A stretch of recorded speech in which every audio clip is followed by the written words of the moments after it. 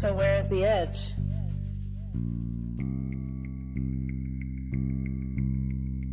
Who's to say that there is an edge, and why assume there is one? Is it because when we are introduced to the idea of a flat Earth, it's always depicted like this?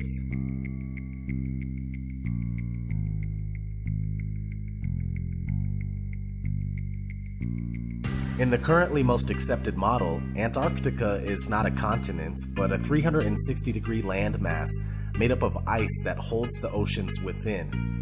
When we look at a Gleason's map from 1892 that states at the top that it's scientifically and practically correct, as is.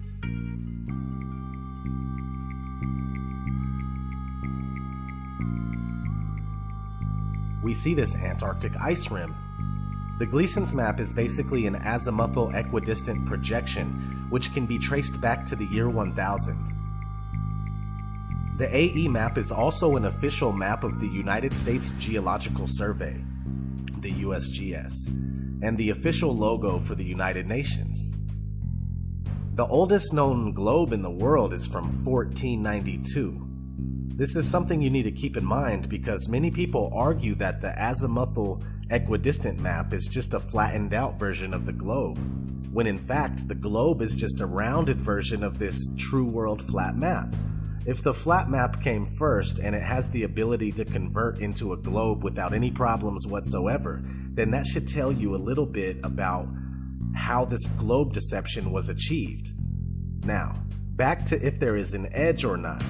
There is no proof that there is an edge past the Antarctic ice wall, but it is speculated by many that perhaps the plane that we live on is either extremely expansive or it's possibly endless. In these two scenarios, it would be logically assumed that more land is being hidden from the general public.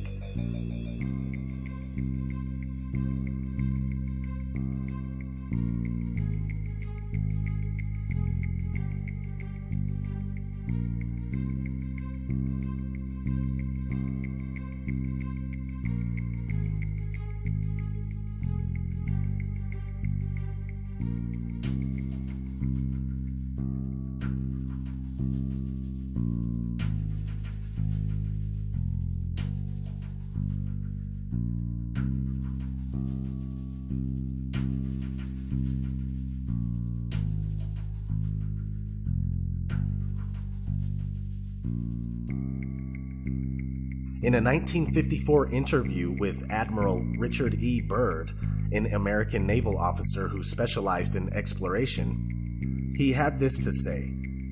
But strangely enough, there is left in the world today an area as big as the United States that's never been seen by a human being. And that's beyond the pole on the other side of the South Pole from Middle America.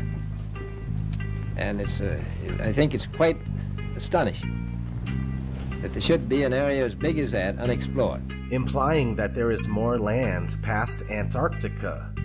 If that uninhabited land was on a globe, it would be in the Indian Ocean. A recent discovery of an old Buddhist map in a newspaper from 1907 seems to support the idea of a vast plain with much more land.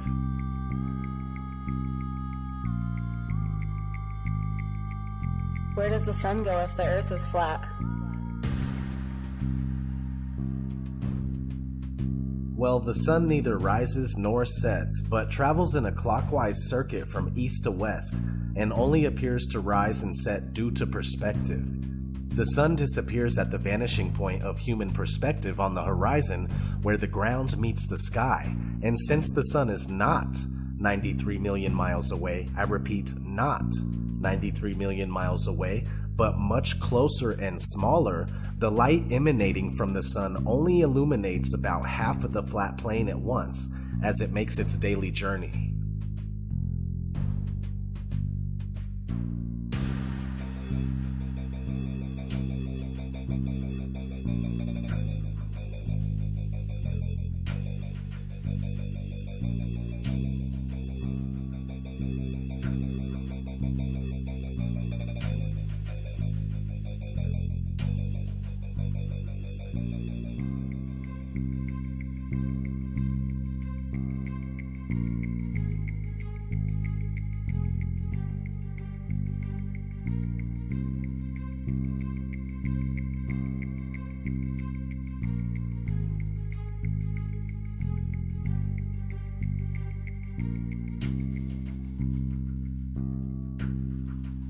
What's underneath the flat Earth?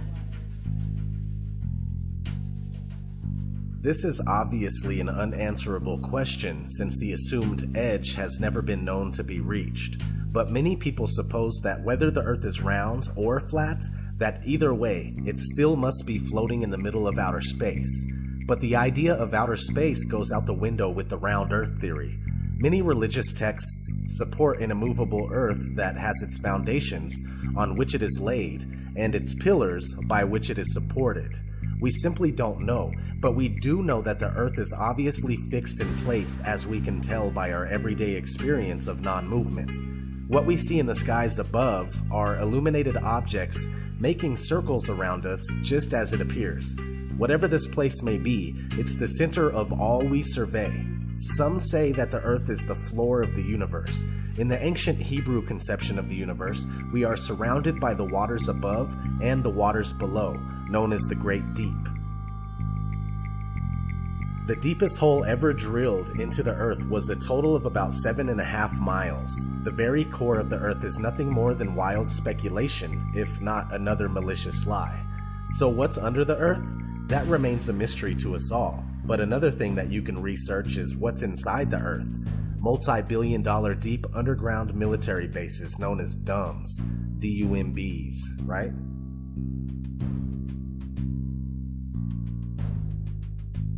What about ships and boats disappearing over the horizon?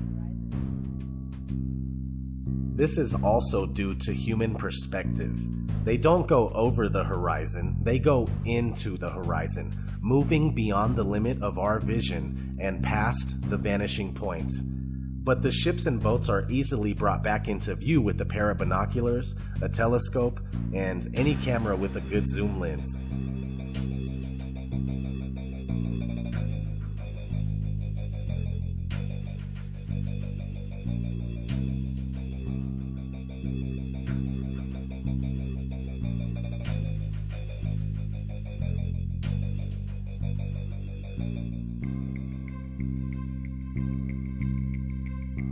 A great question to ask yourself is why can't we see noticeable curvature from 120,000 feet up? But many people claim that the supposed curvature can be seen from the ground by watching boats. It doesn't make sense.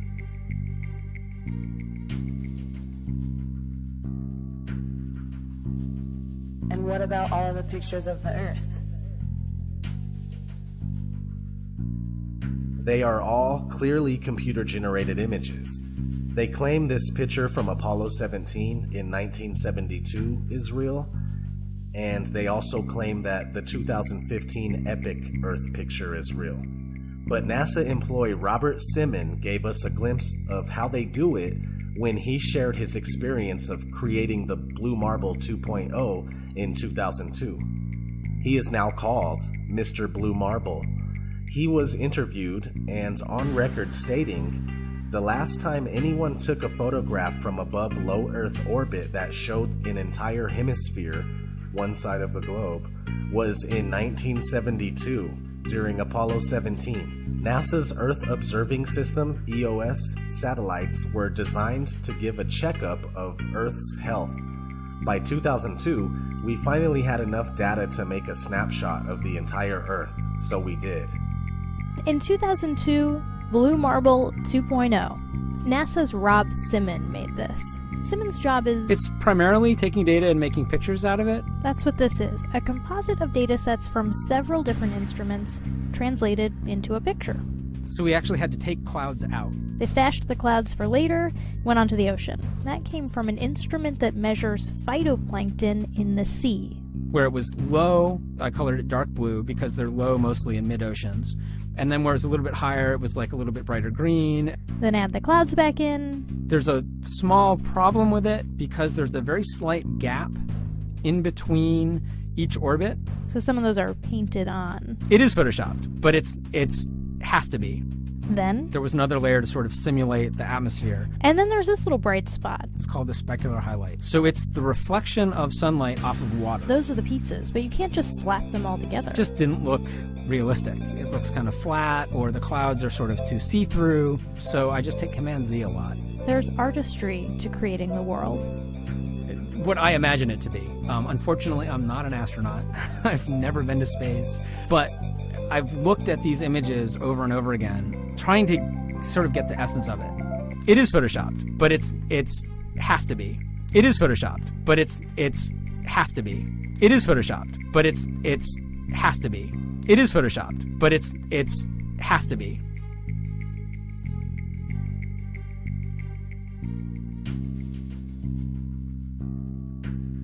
Why are all the other planets round then?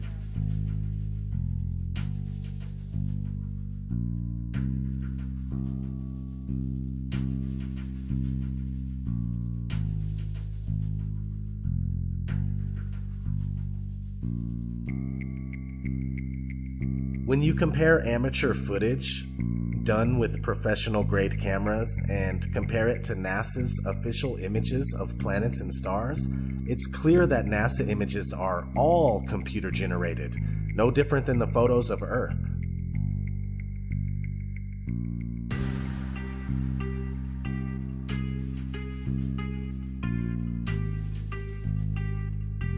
What have become known as planets are round lights that seem to be set over the flat Earth. The so-called planets and stars are not what we have been told they are, and comparing luminous objects that you see in the sky to the Earth under your feet is very ineffective for actually proving the supposed rotundity of the Earth. Since there are no actual photographs of the Earth and motion has never been experienced or proven, it would seem more logical for one to assume that we are on a flat, motionless plane and everything we see in the heavens revolves around us.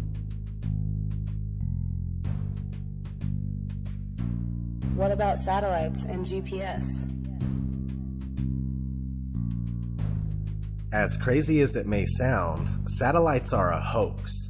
Have you ever wondered why there are never any damaged or fallen satellites?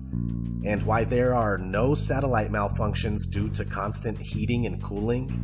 It's weird they don't melt in the thermosphere that's over 2,000 degrees. I find myself looking at the moon and wondering why we never see satellites pass by the moon.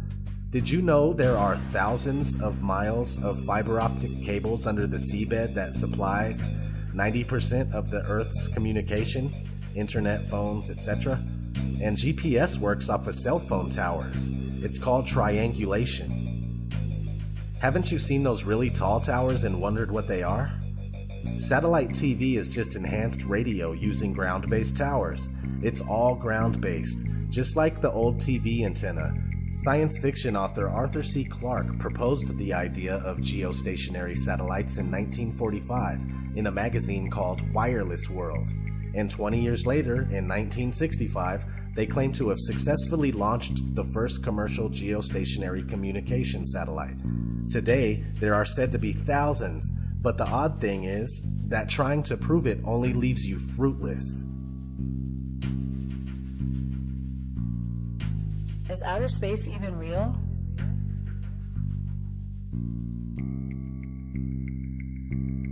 Yes and no. What you see in the sky, as far as stars and wandering stars, also known as planets, are there.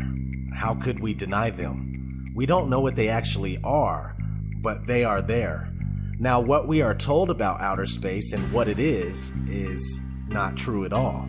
Everything we believe about so-called outer space is due mostly to Hollywood movies and other media, including children's cartoons.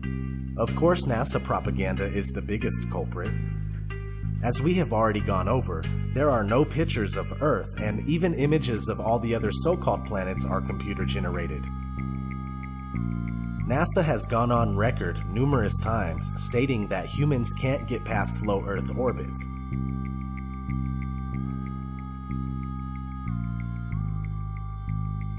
NASA's next spacecraft, already being built and tested across America, will do those things and more. This is the spacecraft that's going to take humans to explore the solar system. It's the next big step for NASA in exploration. Called the Orion Multipurpose Crew Vehicle, or MPCV, this next-generation spacecraft will enable America to explore beyond low Earth orbit. As we get further away from Earth, we'll pass through the Van Allen belts, an area of dangerous radiation. But Orion has protection. Shielding will be put to the test as the vehicle cuts through the waves of radiation. Sensors aboard will record radiation levels for scientists to study. We must solve these challenges before we send people through this region of space. Plan that NASA has is to build a rocket called SLS, which is a heavy lift rocket.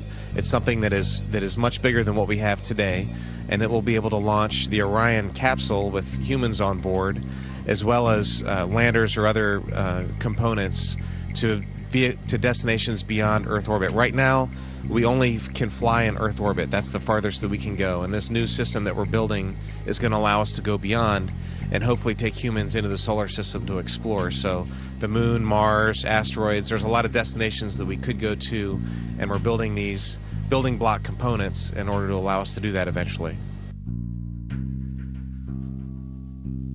And unlike the previous program, we are setting a course with specific and achievable milestones.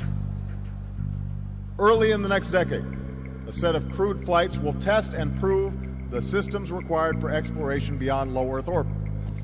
Low Earth orbit is supposedly between 99 and 1,200 miles away. The funny thing is that they say the moon is over 200,000 miles away. How did we make it so far in the 1960s and 70s if we can't do it today? Also, the International Space Station, just like everything else brought to us by NASA, is a fake Freemasonic hoax, completely fabricated and done with special effects, models, pools, zero-G planes, and various other camera tricks.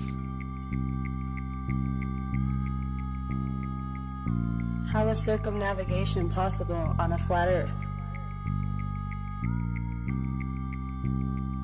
Very easily.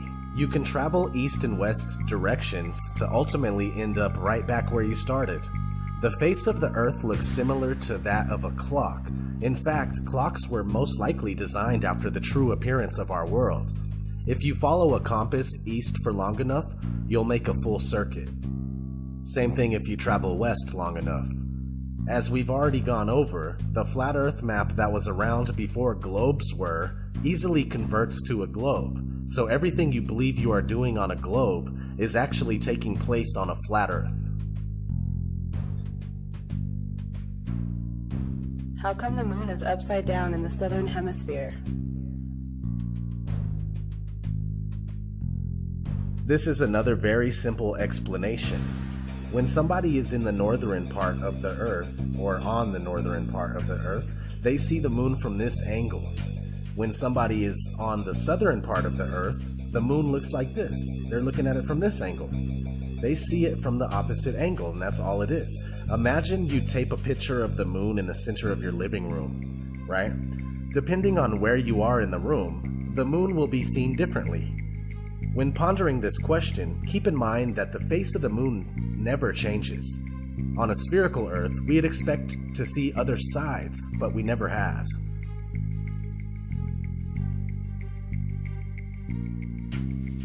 What about the seasons?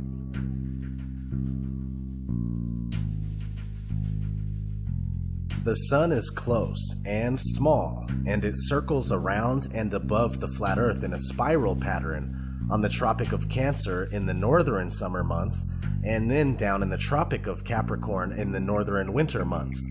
So when the sun is further away from the North Pole, right, the center of the flat Earth, it's winter in the north and summer in the south.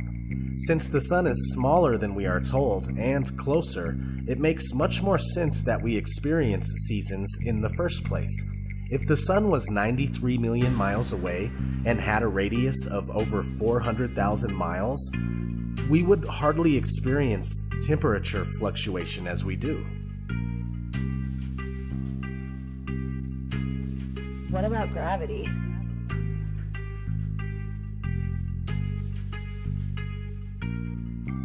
Gravity is necessary in order for a spinning ball Earth to work. People readily believe that you can't fall off of a spinning ball that's darting through outer space at speeds that you can't even comprehend, yet they will deny how much easier it is to stay on a flat surface that doesn't move. Gravity is a scapegoat for all that cannot be explained, and it has never been proven. The reason why things fall or float is because of density and buoyancy. If something is heavier than air, it falls. If it's lighter than air, it floats. Very straightforward. Your phone is denser than the air, therefore it falls when you drop it. Everything works because of density. No need to factor in imaginary components. Quote, "The law of gravitation is said by the advocates of the Newtonian system of astronomy to be the greatest discovery of science and the foundation of the whole of modern astronomy. If, therefore, it can be shown that gravitation is a pure assumption and an imagination of the mind only, that it has no existence outside of the brains of its expounders and advocates, the whole of the hypotheses of this modern so-called science fall to the ground as flat as the surface of the ocean. And this most exact of all sciences, this wonderful feat of the intellect, becomes at once the most ridiculous superstition and the most gigantic imposture to which ignorance and credulity could ever be exposed." Thomas Winship, Zetetic Cosmogony. What about the Coriolis effect?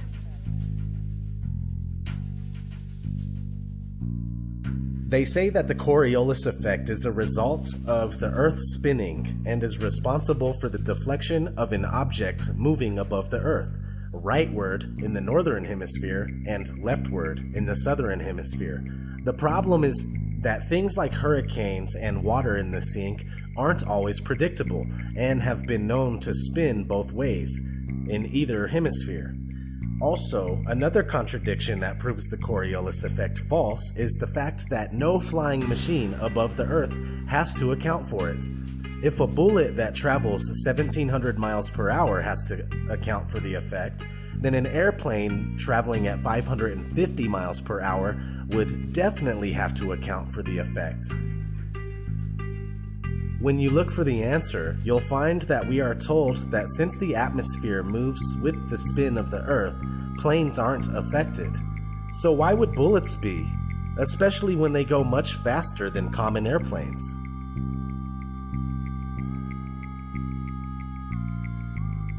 Why can't I see infinitely far?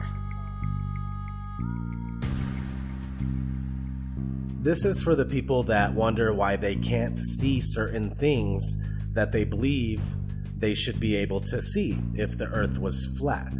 I've been asked on numerous occasions, why can't I see Mount Everest from anywhere on Earth? I've also been asked, why can't I see Spain from the east coast of America? Well, besides dirt, dust, dew, rain, fog, smog, smoke, clouds, mist, haze, snow, etc., your vision is limited by the vanishing point of your perception. Check your weather app on your phone and notice the visibility in your area.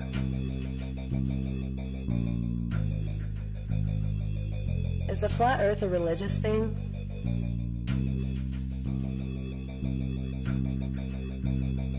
Yes and no. I say this because I myself am not religious. I'd rather not have faith in something, but know the facts to the best of my ability. And the facts are that the curvature and motion of the Earth have never been proven. The Bible, without any doubt whatsoever, supports the Earth that's fixed in place. The Book of Enoch, which is biblically endorsed and most likely belongs in the Bible, describes the flat stationary enclosed Earth in great detail. Many religions and civilizations preceding Judaism and Christianity support a flat and stationary Earth, such as the Babylonians, the Egyptians, the Mayans, the Norse, the Hindus, etc. This fantastic spinning globe Earth is very new to the people of the world, yet most of us carry on as if the theory is unquestionable, and we've been conditioned to laugh when the flat Earth is brought up. Whether you are religious or not, you can see the flat Earth for yourself.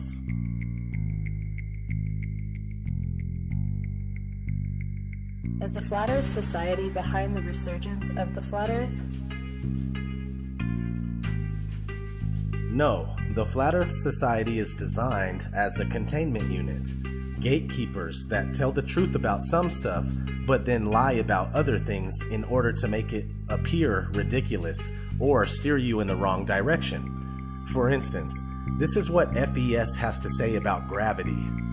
In the Flat Earth model, gravity, rather than being a force, is the upward acceleration of the flat Earth.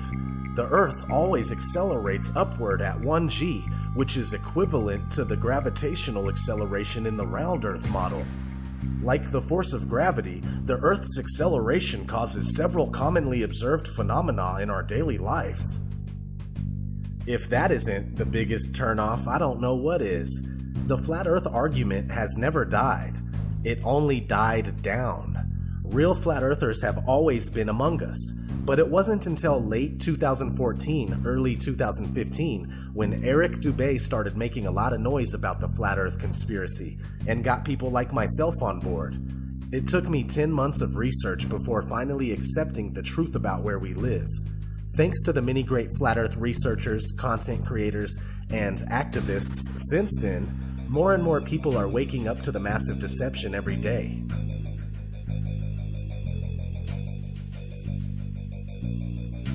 Are all scientists, pilots, and members of the government in on it?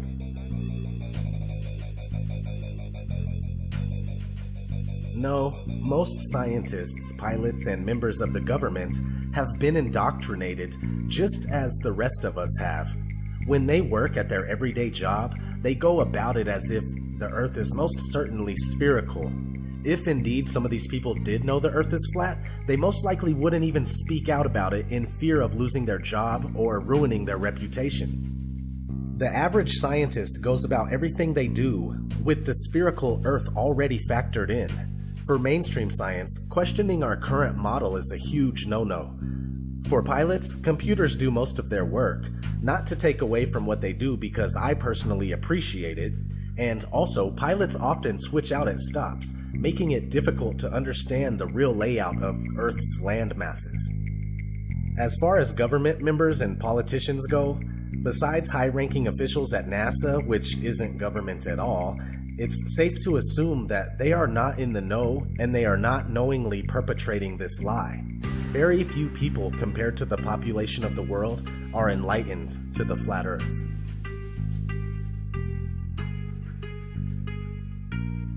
NASA isn't the only space agency. Are all others in on it too? The answer is yes. Here's a short clip on what you need to know.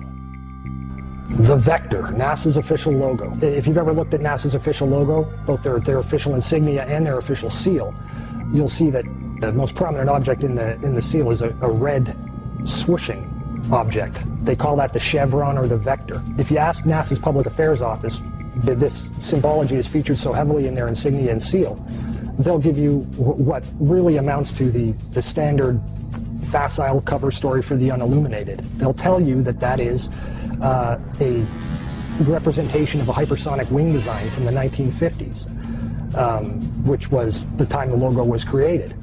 Not exactly the case. Someone might want to ask the Russian Federal Space Agency, Roscosmos, that was formed in 1992, why they chose that same logo. And while you're at it, you can go ask the Chinese, who formed their space agency in 1996, why in the world they're using a hypersonic wing design from the 1950s as their official logo. Then you can ask the Japanese, the South Koreans, Taiwanese, Malaysia, Mexico, Iran, all of these countries, even Bulgaria. They all utilize the vector symbology in their space agency logos for their national space agencies. It gets even deeper. You can go look at the individual manned program patches for NASA. The Mercury program, for example, a blatant use of covert symbology. In every logo dealing with the Mercury program, you'll see what looks like a number 7 in their logo. And again, NASA's official story is that they put this number 7 there so that they could pay homage to the original 7 Mercury astronauts. Kind of forgetting the fact that only 6 Mercury astronauts actually flew into space because number 7 never did. Deke Slayton had a heart problem, so he didn't get to go up. So there were only 6 Mercury astronauts, yet there's a 7 in every single logo. That's in the official mission or official program insignia for Mercury, as well as the 6 individual mission patches carry this logo. And it carries on to the Space Shuttle program. If you look at the Apollo logo has a big letter A in it. At least that's what they want you to believe, but it's not. Again, that's just a simple way of explaining away the inclusion of this vector symbology in the logo.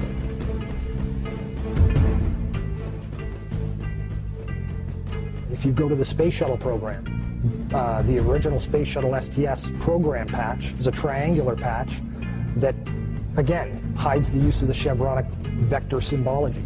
And that also goes for many of the STS-specific mission patches. Every single one of the International Space Station expedition patches carry the vector symbology.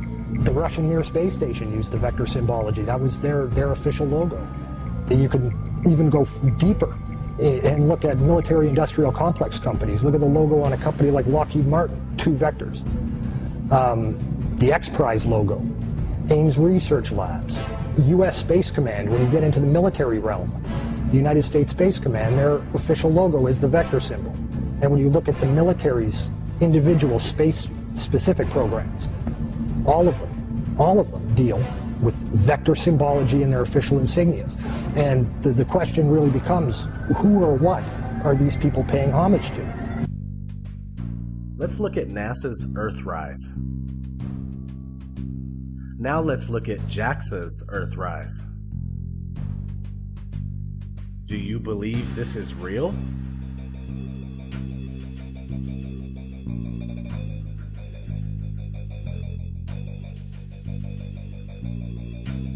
Well then, who's responsible for this deception?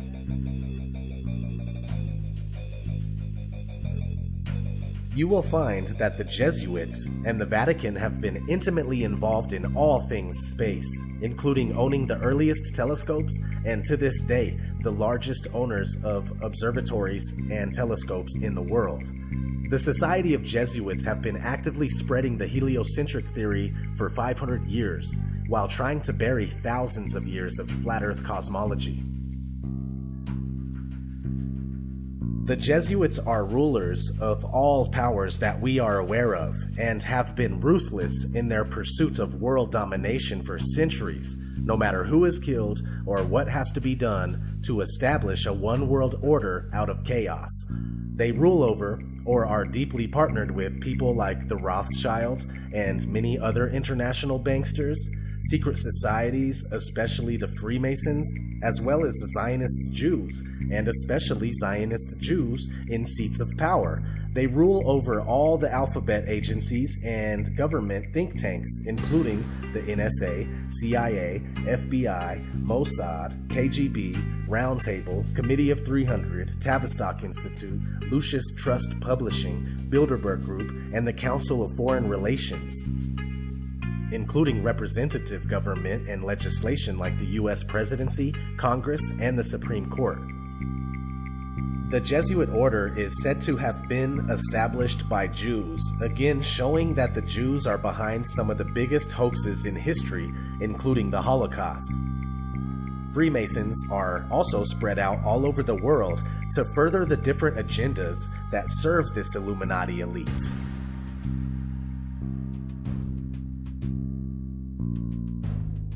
Why the lie?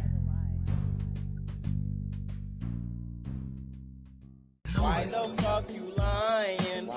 Why you always lying? Oh my god. Stop fucking lying. Always lying to me. You lying so much. You making it hard for me. Their desire is to convince us that we are only one of a septillion other planets flying through infinite space. A septillion? Where do they get these numbers? A septillion has 24 zeros. They want us to think that we are nothing more than a cosmic accident caused by a big bang that took place 14 billion years ago. Again, where do they get these numbers? How one could draw that conclusion is unknown. They want us not to understand our origin and go on believing that life is meaningless. They want us to believe that alien life is real and that they created us.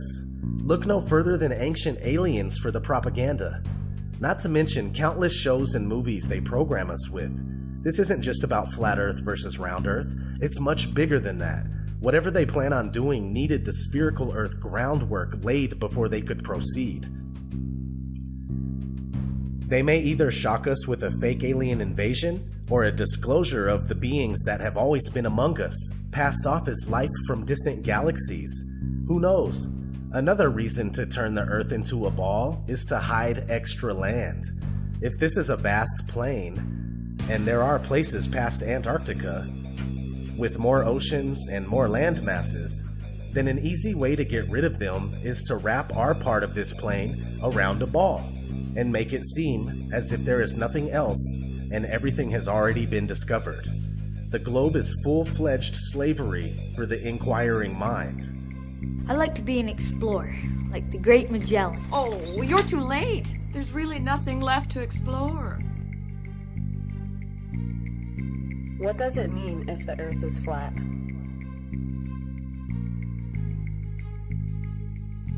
It means that the origin of man is deliberately being covered up from us. Man, woman, child, you are being deceived on a massive scale. Flat Earth, enclosed flat Earth, expansive plane flat Earth, or even infinite plane flat Earth with an infinite ceiling barrier, or possibly another plane of existence above us and below us. It means that this place was created, that you were designed, you were crafted, you are special and with purpose. A purpose being hidden from you on purpose. We are supposed to know our world and our reason for being. We've been swallowed whole by this economic fiat money system that controls absolutely everything and fuels this manufactured reality. Most of us know that we are slaves, and it's no wonder we desire to escape through movies, TV shows, and video games that happen to also further our programming and mental conditioning. We were never meant to live like this, and knowledge of our flat Earth is a step in the right direction. It's something that can't be taken from us. It's the fuel that we need to let these bastards know that we won't go down in ignorance. We will not willingly accept their one world authority that wants to rule over all mind and all matter. Embrace this flat world of ours and free your mind from the globalist mind control. It's time that we stand up for ourselves and our beautiful Earth. All I want to know is, who's coming with me?